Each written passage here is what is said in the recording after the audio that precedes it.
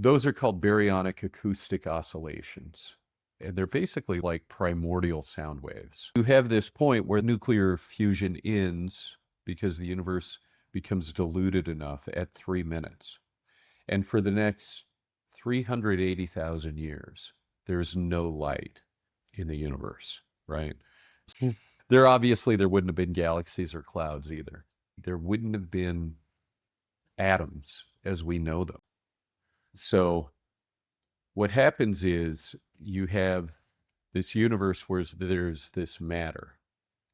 And yeah, so there's the Big Bang. You basically have what looks like sound waves bouncing through it because it's so close together.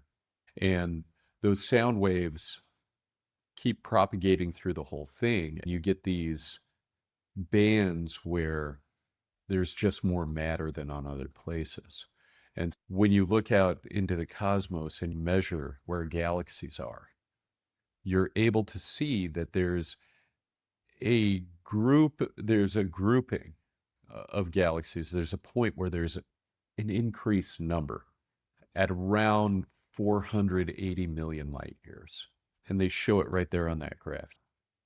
So those are called baryonic acoustic oscillations.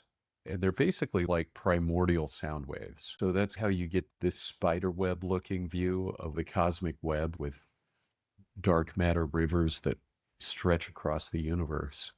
It's a result of these oscillations that occurred before there was really even light. That is the cosmic microwave background. So this is the point where electrons enter the orbitals of those protons. And you have like fully formed atoms, right? And so you get this huge release of light during this period of time, this huge release of basically gamma and X-rays, right? But by now it's so redshifted that we perceive it as it's basically fossilized light. So you had all these atoms that formed, but you didn't yet have stars. So that's when you enter the dark age of the universe. And you have a couple 100 million years before stars start to form.